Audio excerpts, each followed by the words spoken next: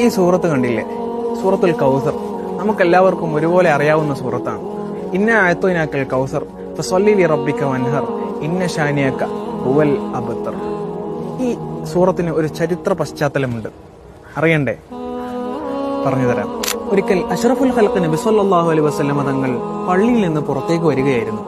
Azib bin Wael എന്ന് പറയുന്ന ഖുറൈശി തലവന്മാരിൽ ഒരാൾ നബി സല്ലല്ലാഹു അലൈഹി വസല്ലമ തങ്ങളെ കണ്ടുമുട്ടുകയും സംസാരിക്കുകയും ചെയ്തു.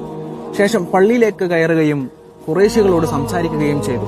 ഖുറൈശികൾ അപ്പോൾ ചോദിക്കുന്ന ഒരു ചോദ്യമുണ്ട്: നീ ആരോടായിരുന്നു ഇത്രയും നേരം സംസാരിച്ചത്? അപ്പോൾ ആസിബ് ബിൻ വാഇൽ ഇപ്രകാരം പറഞ്ഞു: ഞാൻ ആ അബ്തറിനോടാണ് സംസാരിച്ചത്. അബ്തർ എന്ന് വെച്ചാൽ പരമ്പര മുറിഞ്ഞവൻ, പരമ്പരയറ്റവൻ, വാലറ്റവൻ എന്നർത്ഥം വരുന്ന പദം. അത് നബി സല്ലല്ലാഹു അലൈഹി വസല്ലമ തങ്ങളെ കുറിച്ച് ഉപയോഗിക്കുന്നു.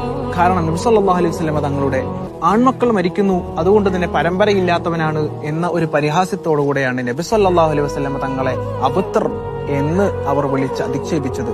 ഖുർആനിന്റെ ഒരു ശൈലിയാണിത്. നബി സല്ലല്ലാഹു അലൈഹി വസല്ലമ തങ്ങളെ ആര് എപ്പോൾ എങ്ങനെ അധിക്ഷേപിച്ചാലും അല്ലാഹു സുബ്ഹാനഹു വ തആല മറുപടി പറയും. ഈ സൂറത്തും അത്തരത്തിലുള്ള ഒരു മറുപടിയാണ്. ആദ്യത്തെ 2 ആയത്തിലൂടെ അള്ളാഹു നബി സല്ലല്ലാഹു അലൈഹി വസല്ലമ തങ്ങളെ ആശ്വസിപ്പിക്കുന്നു. നബിയെ, അങ്ങേക്ക് കൗസർ നൽകിയില്ലയോ? മറ്റൊരർത്ഥത്തിൽ കസീർ, ധാരാളം നൽകിയില്ലയോ? എല്ലാത്തിന്റെയും മുകളിലാക്കിയില്ലയോ? ഫഖ് നബീന ഫീ ഖൽഖിൻ വഫീ ഖുലുഖിൻ വലം യുദാനുഹു ഫീ ഇൽമിൻ വലാ കറമിൻ.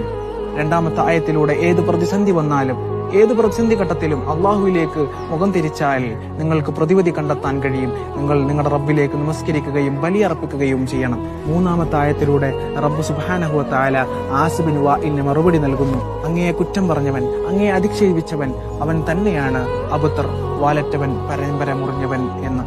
എത്ര മനോഹരമാണ് ഖുർആനിന്റെ ഓരോ ആയത്തുകളുടെയും വിശദീകരണം.